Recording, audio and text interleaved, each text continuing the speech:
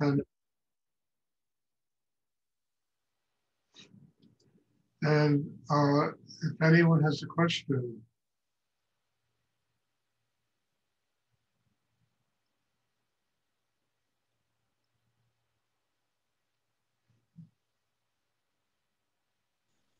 Hi, Stuart. It's Paula.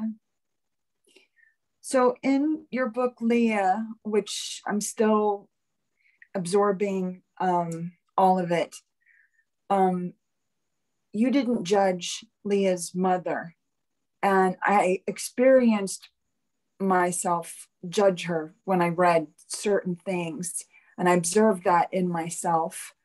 And I also, reading that you didn't judge her, I'm still, it's amazing to me. And so that part of our brain, so that part of my brain, can I take that aspect of myself? Can I put that in the hara and say, this doesn't serve me? Well, look, Paula, that's how I did it. When I was younger, I used to judge everybody. I was very opinionated. What was good, what was beautiful, and as I got older, I began to realize it's just a bunch of nonsense. It's my ego, and it just puts me up against everybody else. It's much better if I learn from people, even if I don't like what they're teaching me. And then I put that whole thing in the hara, and it just transformed me. It enabled me to pretty well not spend my time judging other people, accepting people for who they are, what they have to teach me, what I need to learn from a situation. And it's, I think, a much better way to live. You don't waste a lot of energy being right. I mean, Rudy always used to say, the most dangerous thing is being right. He would much rather be wrong. He used to say this all the time, that he would much rather be wrong. At least I can learn something. Teach me how to make up the difference. What can I learn? And I think it's a very important way to approach the world. It certainly saved me a lot of energy, a lot of anger, a lot of discontent. It certainly now enabled me to let life be, that I didn't know better than what life was teaching me. So all of these things are part of the growth process. And it's part of learning how to just literally transform your world, to change life so that you function on a very different level. And it's all based upon being able to bring judgment and all that stuff into the third chakra and learning how to transform it into chi, into the power that allows you to truly be educated by other people, educated by life. I mean, it took me a long time to learn how to do this. I mean, I was very opinionated when I was young. And I really got tired of being opinionated because it just took me nowhere. It just took me nowhere. It didn't allow me to communicate with other people. It didn't allow me to learn anything from other people. I knew better. It's very dangerous. I mean, one of the big problems in our world today is that everybody knows better. And as how many thousands of times I've said it, there are 7 billion people alive and they all see a different reality. And everybody's trying to fit everybody else into their reality and nobody fits. So you have conflict, you have righteousness, you have opinion, arguing, fighting, war. Nobody fits. And the only answer is that instead of trying to fit everyone into our little cubicle, listen to them, learn from them, let them be, let them teach you something. Stuart, I see where this fits in with forgiveness. Yeah, without forgiveness, how do you do it? First person you got to forgive is yourself. First person. for being righteous and knowing better than everybody else and creating a lot of tension because of that. Then you forgive other people. And that allows the world to move on.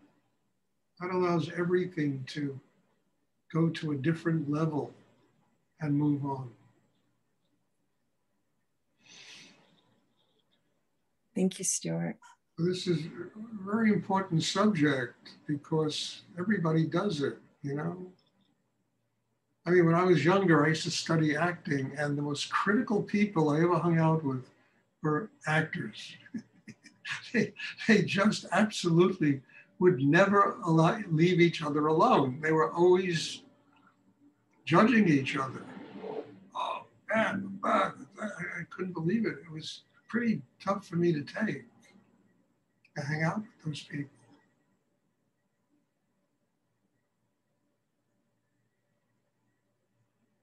Artists are the same way, you know, constantly judging each other, you know. I mean, there had to be a time when artists learned from each other, you know, when people learn from each other instead of everybody being in conflict with everyone else and everybody knowing better. Does anyone else have a question I would like to ask? Stuart, I would like to ask you, I read Rudy talked about tuning into the heartbeat.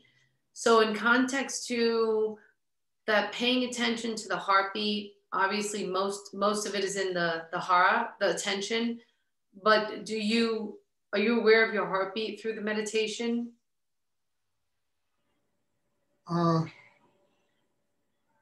No, I wouldn't say that I am, but I'm very aware of my heart really being open and being grateful and being, you know, receptive to all of you and to life and to what I'm doing here.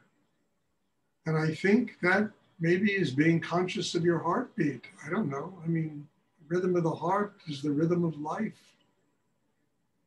And if your heart is open, understand, you really are embracing life, embracing people, honoring people, respecting people, respecting even the, you know, the crazy ones that live in this world and all the stuff they do. What are they teaching us? They're teaching us how not to live. And that's important. And you can't do that if your heart is closed. And I know throughout the meditation, my heart is just, you know, overflowing with gratitude. Grateful that every one of you is sitting here and being a part of this. Grateful that I can be here doing this. You know? I mean, as I said, as you get older, you got to get younger. Otherwise, how do you do all this stuff? You know. But I have so much gratitude that I can be sitting here and connecting with people literally all over the world. You know, and allowing that gratitude to flow over into the meditation class and nurture everyone who's sitting here. I think to me, that's an amazing way to live and to do. But it takes time. You have to have patience. I'm not saying this to make people feel insecure, you know. I'm saying this so that you understand the amount of time it takes. You know, once again, for the billionth time, Rudy said it, you know, it takes 9 months to have a baby. It takes 1 second to die. And we're all here giving birth to ourselves. That's what we're doing.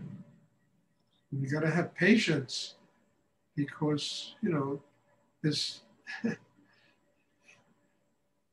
child that's in all our womb, you know, it needs to grow up and it needs to mature and it needs to flourish. And then it needs to be given birth to.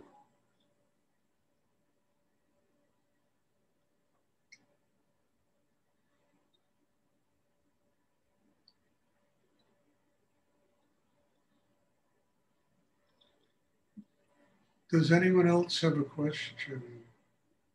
Thank you.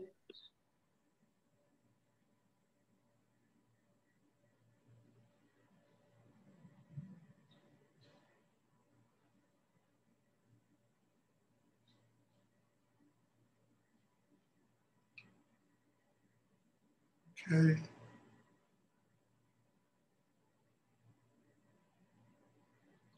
There'll be meditation tomorrow evening. I'm looking forward to seeing everybody. God bless you all. And once again, in all humility, I am just very grateful. It's just, you know, it's like my cup floweth over with gratitude, you know, that I can be here. I can sit here with all of you, share my life, my teachings with all of you, that you're all receptive to this. That in itself is a miracle, that people can be sitting here being receptive to learning how to grow and develop a spiritual life. So bless you all and thank you. And I'm looking forward to class tomorrow night, and have a wonderful evening. Thank you, Stuart. Thank you, Good night. Stuart. Good night. Blessings. Blessings.